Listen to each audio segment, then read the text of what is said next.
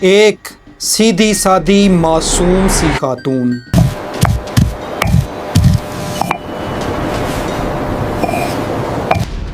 جو مسلمان فوج کے ساتھ شام کی طرف جا رہی تھی۔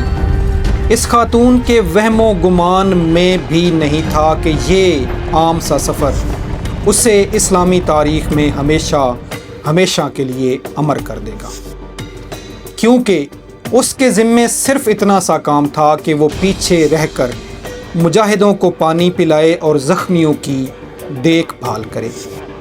لیکن بظاہر اس عام سی نظر آنے والی کہانی میں اچانک ایک ایسا ٹویسٹ آیا، ایک ایسا موڑ آیا، ایک ایسی تبدیلی آئی جس نے اس معصوم سی خاتون کو بہت بڑی مجاہدہ بنا دیا۔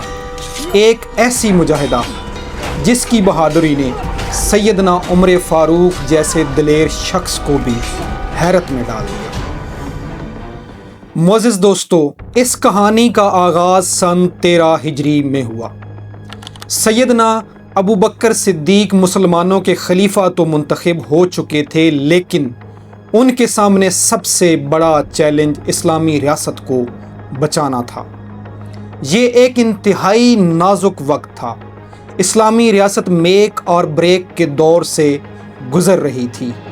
ایک معمولی سی غلطی بھی بہت بڑے کرائسس کو جنم دے سکتی تھی، کیونکہ حضور اکرم صلی اللہ علیہ وسلم کی وفات کے بعد اسلامی ریاست کا شیرازہ بکھرنا شروع ہو چکا تھا اور مسلمان اندرونی بغاوتوں کا شکار ہو چکے تھے۔ کچھ قبائل مرتد ہو چکے تھے، کچھ نے زکوٰۃ جیسے اہم اسلامی رکن کو ماننے سے انکار کر دیا تھا۔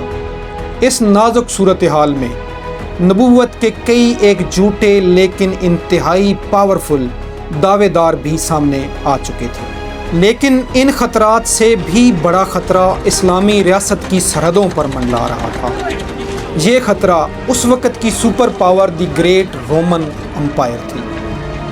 یہ علاقہ ان کے لیے اس قدر اہم تھا کہ شہنشاہ روم ہرقل نے اپنے داماد کو دمشق کا گورنر مقرر کیا تھا اور اسے یہ ٹاسک دیا تھا کہ اس سے پہلے کہ مسلمان ریاست بہت زیادہ طاقت پکڑ لے، اس اندرونی خلفشار کا شکار اور بغاوتوں کا شکار اسلامی ریاست کو کچل ڈالو اور اسے یہیں پر ختم کر دو۔ ہرقل کا داماد تھامس دمشق میں اپنی جمعیت کو اکٹھا کر رہا تھا تاکہ اندرونی خلفشار کا شکار اسلامی ریاست پر کسی وقت بھی حملہ آور ہو سکے۔ سیدنا ابو بکر صدیق یہ تمام معاملات جان چکے تھے۔ انہوں نے بڑی ہی دلیری اور دانش مندی کے ساتھ پہلے اندرونی بغاوتوں کو کچلا، اس کے بعد انہوں نے نبوت کے جھوٹے دعوے داروں کو ٹھکانے لگایا اور پھر انہوں نے اپنے سب سے بڑے جنرل حضرت خالد بن ولید کو اپنے پاس بلا بھیجا۔ سیدنا ابو بکر صدیق نے حضرت خالد بن ولید سے فرمایا کہ رومی لشکر مدینہ پر حملہ آور ہونے کی تیاری کر رہا ہے۔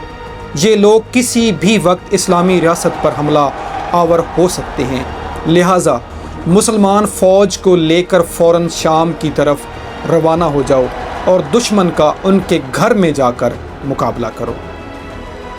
سیدنا خالد بن ولید 4000 صحابہ کا لشکر لے کر شام کی طرف روانہ ہو گئے۔ سیدنا ابو بکر صدیق نے حضرت خالد بن ولید کے ساتھ کچھ خواتین کو بھی روانہ کیا تاکہ وہ پیچھے رہ کر مسلمانوں کو پانی پلائیں اور زخمیوں کی دیکھ بھال کریں۔ ان خواتین میں وہ عظیم صحابیہ بھی شامل تھیں جن کے بارے میں ہم آج کی ویڈیو میں بات کر رہے ہیں۔ ان کا نام تھا حضرت ام حکیم بنت الحارث اور یہ سیدنا خالد بن ولید کی سگی بھانجی تھی۔ سیدنا خالد بن ولید 4000 کا لشکر لے کر مدینہ سے روانہ ہوئے تھے، لیکن مختلف محاذوں پر برسر پیکار دیگر صحابہ آہستہ آہستہ ان کے ساتھ شامل ہوتے چلے گئے اور اجنادین کے میدان میں پہنچتے پہنچتے مسلمانوں کی تعداد 30,000 ہو گئی۔ رومی لشکر بھی اجنادین کے میدان میں ہی سب سے پہلے مسلمانوں کے سامنے آیا۔ رومی لشکر کی تعداد 1 لاکھ تھی، جبکہ مسلمان صرف 30,000 تھے، لیکن سیدنا خالد بن ولید کی جنگی حکمت عملی نے ان کو میدان چھوڑ کر بھاگنے پر مجبور کر دیا۔ جب دمشق کے گورنر تھامس نے یہ منظر دیکھا کہ مسلمانوں کی انتہائی قلیل تعداد نے بھی اتنے بڑے لشکر کو بھاگنے پر مجبور کر دیا ہے تو وہ کچھ پریشان سا ہو گیا۔ اس نے شہنشاہ روم ہرقل سے مدد مانگی۔ ہرقل نے بھی مدد دینے کا وعدہ کیا اور ایک بڑا لشکر روم سے دمشق کی طرف روانہ ہو گیا۔ اب مسئلہ یہ تھا کہ مسلمان بڑی تیزی کے ساتھ دمشق کی طرف جا رہے تھے، چنانچہ تھامس نے ٹائم گین کرنے کی خاطر اور مسلمانوں کی پیش قدمی کو سلو کرنے کی خاطر کچھ چھاپا مار دستے ترتیب دیے تاکہ وہ مختلف اوقات میں اسلامی لشکر پر حملہ آور ہوں اور ان کی پیش قدمی کو سلو کر دیں، اور اس طرح روم سے آنے والے لشکر کو دمشق پہنچنے کا وقت مل جائے گا۔ ایسا ہی ایک چھاپا مار دستہ یاکوسا کے مقام پر مسلمانوں پر حملہ آور ہو چکا تھا اور شکست کھا کر بھاگ چکا تھا، جبکہ دوسرا دستہ مرج الصفر کے میدان میں اسلامی لشکر کی آمد کا انتظار کر رہا تھا۔ مسلمان بڑی تیزی کے ساتھ دمشق کی طرف بڑھ رہے تھے۔ ابھی وہ دمشق سے 30 کلومیٹر کی دوری پر تھے کہ ایک انتہائی غیر متوقع واقعہ پیش آ گیا۔ مسلمان فوج میں موجود ایک صحابی سیدنا خالد بن سعید نے حضرت ام حکیم کے ساتھ شادی کی خواہش کا اظہار کر دیا۔ حضرت ام حکیم نے فرمایا کہ ابھی انتظار کریں، جب اللہ تعالی ہمارے دشمنوں کو شکست سے دوچار کر دے گا تو پھر ہم اس مبارک کام کی طرف بڑھیں گے۔ لیکن سیدنا خالد بن سعید کا یہ اصرار تھا کہ انہیں لگتا ہے کہ وہ اس جنگ میں شہید کر دیے جائیں گے، چنانچہ حضرت ام حکیم نے کہا کہ پھر آؤ ابھی نکاح کر لیتے ہیں۔ نکاح ہو گیا۔ اگلے دن ولیمہ کی دعوت رکھی گئی۔ نو بیاہتا جوڑے کا خیمہ ایک پل کے قریب لگا دیا گیا، جہاں پر انہوں نے ایک رات اسی خیمے کے اندر گزاری۔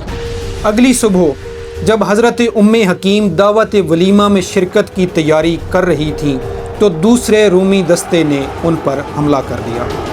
سیدنا خالد بن سعید آگے بڑھے اور رومیوں کو روکنے کی کوشش کی۔ ایک شدید جھڑپ کے دوران ان کی شہادت ہو گئی۔ جب حضرت ام حکیم نے یہ منظر دیکھا تو اس وقت وہ شادی کے جوڑے میں ملبوس تھیں اور خوشبوئیں لگائے ہوئے اپنے خیمے میں بیٹھی تھیں۔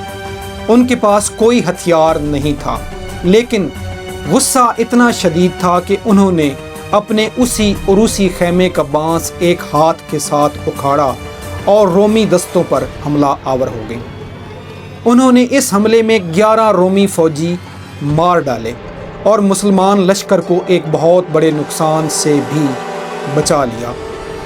یہ منظر سیدنا عمر فاروق دیکھ رہے تھے۔ انہوں نے دیکھا کہ ایک نہتی خاتون جن کے پاس کوئی ہتھیار بھی نہیں ہے، صرف ایک لکڑی کا ٹکڑا ان کے ہاتھ میں ہے، اور وہ اکیلی اتنے بڑے رومی دستے کا بڑی بے جگری کے ساتھ مقابلہ کر رہی ہیں۔ تو وہ ان کے قریب آئے اور ان سے فرمایا کہ آپ تو اپنے ماموں حضرت خالد بن ولید کی طرح لڑتی ہیں۔ اتنی دیر میں سیدنا عمر فاروق اور مسلمانوں کا ایک دستہ بھی موقع پر پہنچ گیا، جن کو دیکھ کر رومی دستہ فرار ہو گیا۔ یہ واقعہ اسلامی تاریخ میں اس قدر مشہور ہوا کہ دمشق میں آج بھی جہاں پر حضرت ام حکیم کا خیمہ لگایا گیا تھا، اس پل کو آج بھی دی برج آف ام حکیم کہا جاتا ہے۔ معزز دوستو، اس واقعے سے یہ بات ثابت ہوتی ہے کہ آج سے 1400 سال پہلے ہی اسلام نے یہ سب واضح کر دیا تھا کہ چاہے جنگ کا میدان ہو یا کوئی اور میدان، عورتوں کا مردوں کے شانہ بشانہ چلنا نہایت اہم ہے۔